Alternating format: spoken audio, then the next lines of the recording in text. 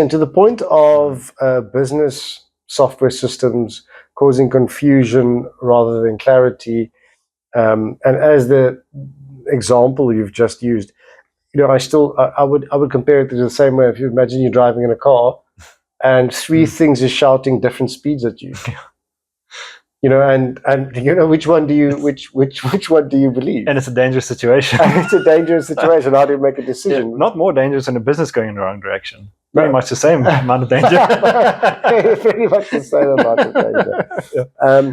So in that scenario, it usually means that it's not well designed as a whole.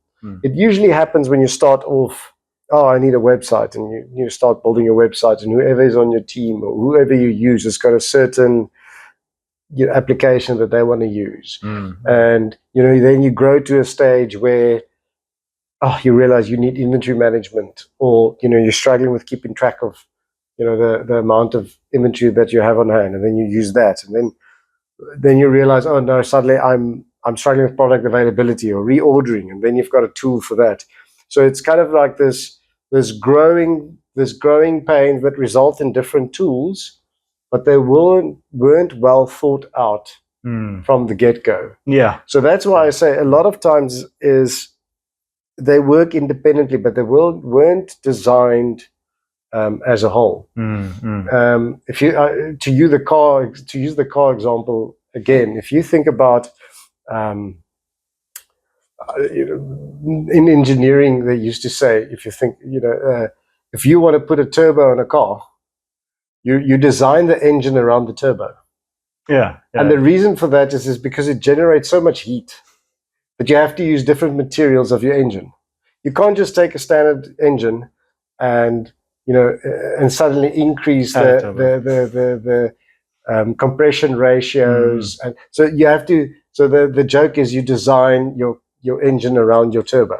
That makes sense. And that is the approach. The philosophy that we've adopted when we look at projects for people, process, and technology is to say that let's take a whole holistic view of everything that we're looking at. What is the operations? What is the operations that's core? What makes sense? What is the true nature of this business? What are the few things that we want to look out for? Okay, understand that very well. And then we look at the end and say, who's our stakeholders? What's the reporting?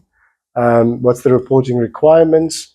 And then we say, okay, now we design a people, process, and technology suite that services that one attaches onto the operations and then delivers on the reporting requirements for the different levels.